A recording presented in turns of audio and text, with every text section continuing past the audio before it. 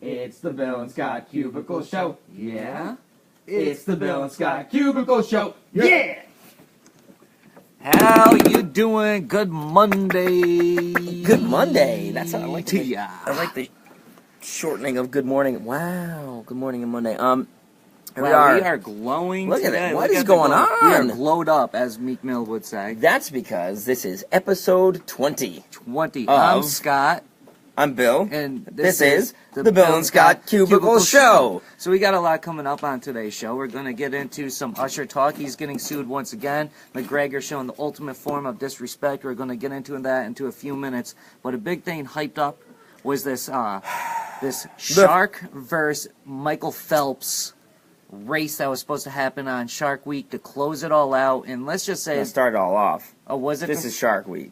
Oh, well, then Shark Week failed miserably this year. There's not even any reason to watch it from here on out. Spoiler alert, you don't even want to watch it because it is garbage. Look at this thing. This is the most hyped up pop culture event in the last month, probably, right? Michael Phelps was supposed to race a an shark. American treasure, a piece of American history, world history even, is going to race a great white shark out in the open water of the ocean. They even did this big report with, like, Entertainment Weekly, where they're like, yeah, he's actually getting in the water, there's an actual shark there. They're not going to be racing side by side, but it's not just going to be a time trial. Like, they're going to race at the same time. We've got 15 safety divers to make sure that he doesn't get eaten.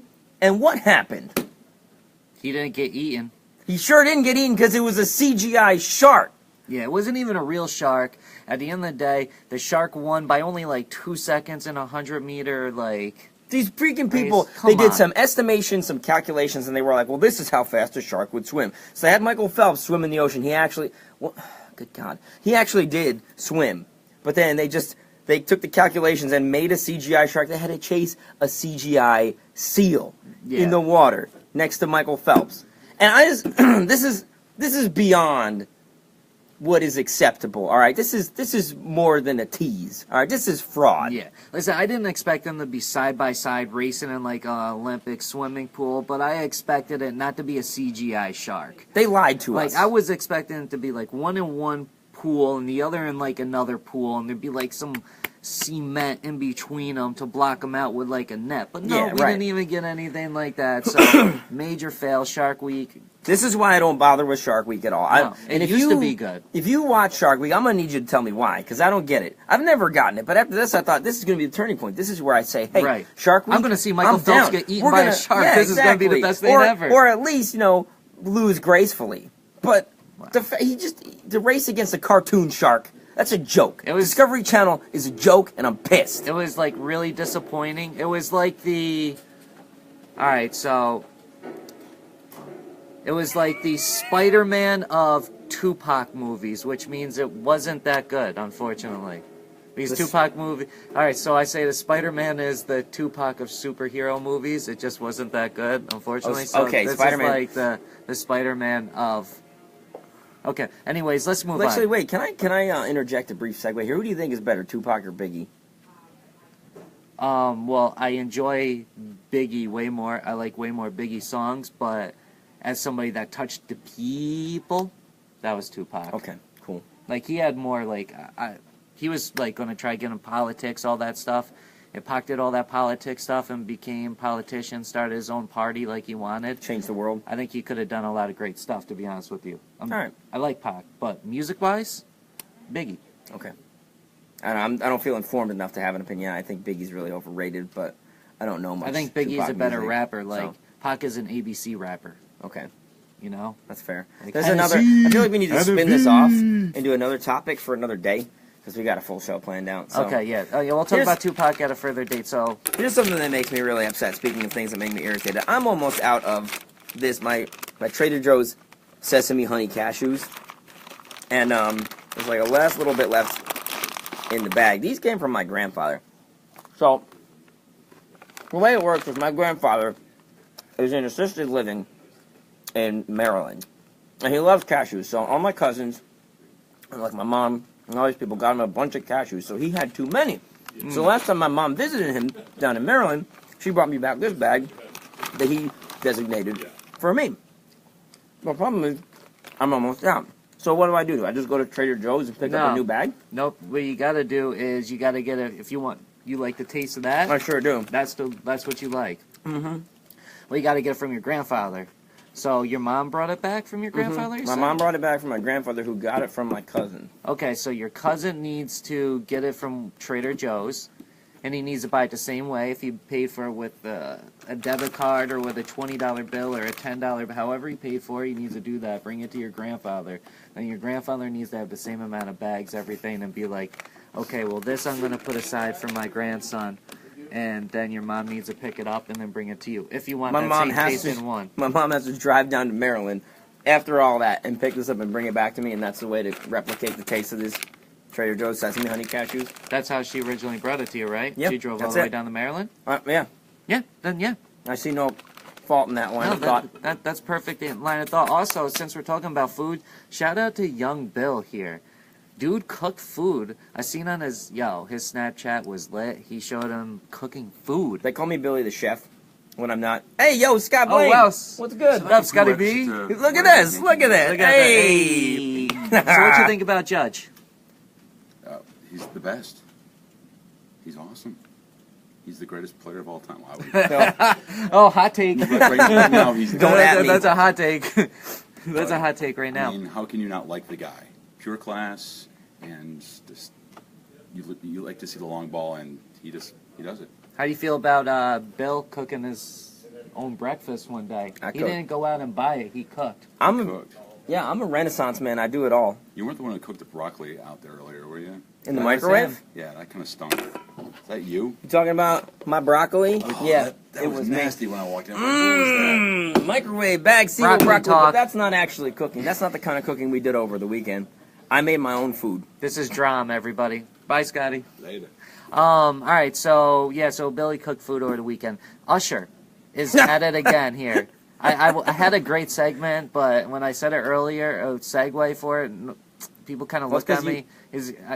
I said, if you had an egg and you had the oak, would you... You didn't ask me what kind of food I cooked.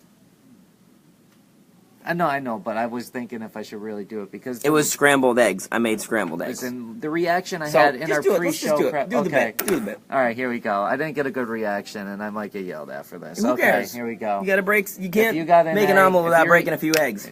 Hey, if you got an egg, right, and it's all cooked up, are you gonna pop the yolk, or are you just gonna let the yolk ooze out, or are you gonna just You talking about before? We're talking about while we're cooking, or after it's already cooked on the plate? It's served here right on the dish, right on the dish. On the dish? Yep. We're gonna pop that open. We're gonna dip some toast in it. And just let it ooze out? Yeah, just let it ooze out. Ooze right on out. All right, well, speaking of oozing, Usher is at it again because someone else is claiming that he... This is good. Sexually transmitted disease. Okay. All right. Yeah. So, should I take this one? Or yeah, you can go ahead now right. because I'm going to probably get yelled at. So last week the news broke that in 2012, Usher paid a woman $1.1 million or something like that to, hey Janine, thanks for checking in. $1.1 million to shut up about the fact that he gave her herpes. So this week, now there's another story. A woman is suing Usher now for battery and emotional distress because she had sex with him back in April and he didn't say anything about having herpes. Now, she didn't contract the disease herself, or at least it doesn't say in the lawsuit that she did. And you know how lawyers are, right? Like, if she got it, it's going to be right there in the documentation. It's safe to say she doesn't have it. She's just upset that she went and did the dirty with Usher while he had herpes and she didn't know about it. So she's asking for $10 million. Now, let's break this down. A, she doesn't have herpes. She's asking for 10 times as much as this girl who settled. She's not going to get nearly that much. No, well, she's just going high and just hoping that she gets something out of it. Right, you highball it, like negotiation style. But that begs the question, though, are we going to have people just popping up out of the ground now, like whack-a-mole, saying, I had sex with Usher, give me some money, please? Yeah, absolutely. I think that's going to start to happen a lot, and it's the life you're going to have to live as being Usher. I mean, that's the price you pay. Is Usher the new Bill Cosby? No. Okay. I knew you would say that. It's not even the same. One was going bloop bloop, the other was like... The other was going... I don't know. Here's a gift that keeps on giving. Oh my goodness. All right, moving Okay, on. we got to move on from these topics. We're told that we can't spend time on these type of topics because Because we go we too go too deep. far. We go too far in. Okay. All right. All right. So, did you hear about Ellen Page's? Can we talk about Ellen Page on the Cubicle Show? Yeah. Do people know who Ellen Page is? Doesn't matter. Nobody's too big or too She small was for in the Juno? Cubicle Show. Yeah, Burger Phone. Burger 2007. Shout out to 10 years ago. All right. So, anyways, so she's getting threatened on the gram. Somebody's threatening to kill her right in the throat, which is it's not funny, but the way that this person is threatening her, like kill her in the throat, that's kind of funny terminology. Hey, Steve, But thanks for anyway, so listening. people are coming at her, and the police are investigating, and they've obtained warrants to go at the person. So is that going to be a trend now? Like when all these celebrities start to get these death threats, are they going to now get the police involved? I should hope so. Get the warrants and then track down the people? And if the people are making these death threats, what do you think should happen to them? One thing that frustrates me is that, you know, when you talk to the cops a lot about stuff like this, they're like, well, if they haven't done anything yet, we can't do anything. It's like, what, do you want me to wait for them to kill me before you come do something about it? Like, I get it, your hands are tied, legally speaking, in certain capacities, but that has always bothered me. You How, gotta like, get the that. cops will You gotta not. get a warrant for an IP address search. Yeah, do you hear that? That's just some code to somebody in Record the office. labels. Okay. So Anyway. shout out Ellen Page though. Yeah. I want. Yeah. All right. So McGregor is. I don't know this full story 100%, but so McGregor the other day was wearing a Warriors jersey, right? And Draymond Green is like, "Yo, don't wear that jersey. That's my number. I don't rock with you. We're rocking with Mayweather. Take that jersey off. Yada yada yada. Blah blah blah." And then so McGregor eventually responds back, and he's like, "Listen, you just play a little game. Me, I'm serious. I bounce people's heads off of stuff, canvases, all this stuff. You know, Mayweather or McGregor doing that talk, anyways." Well, turns out allegedly that the jersey that McGregor was wearing was the person that was wearing that number before. Not Yeah. Draymond. This dude Green, like whatever his name CJ is. or something Yeah. like that, right? And well, this guy, CJ, allegedly smashed Mayweather's wife. So that's why McGregor was wearing the jersey as the ultimate S talker right there. Yeah, okay. I was gonna say F-U. Not Definitely the ultimate FU too, like for sure. Man, that is next level. Did you shout out Steve? I did, yeah. Okay. Yeah, thanks for listening, Steve. Freaking, What do you think of that? that's like, so savage. This is why I like McGregor. This is why I have more respect for him than Floyd Mayweather. Floyd Mayweather can barely read, and you got Conor McGregor playing like subliminal mind game. He's wearing the jersey of the dude who boned Mayweather's wife. If that's not gonna get like, maybe it's not gonna get in his head because he doesn't realize what's going on. Might be too above. Right, it's going over He his is a head. short guy. But that's Real like, guy. if that's the amount of thought that you're putting into this, how can you not back that guy? Like open and I shut. could give you a bunch of can- reasons why not to back Right, him, I get it. but- You could say as many things as you want about why these guys are like both a couple of cocky douchebags or whatever. But when it comes right down to it, you got to respect the craftsmanship. That's you all I'm gotta, saying. that was the ultimate diss. So Right. that was That was good. crazy. That was a good one. Like, how do you right there. follow that up? That's like Meek Mill and Drake. Like, you Yo, just gotta speaking of take the Meek L. Mill, he put out his album on Friday, and it's fire, dude. Is it Like, really? Really, really Well, good. Interesting turnaround. Like he, I think he came back with this one. It's really good. It's not just like, yo, check out my rollie. He's talking about some real stuff, giving out some good gems in it. He's got some solid music. It's a really, really good album. Meek is back. So that said, with Drake being on the downturn, in my estimation, do you think that definitely means that Mayweather's going to win this boxing match?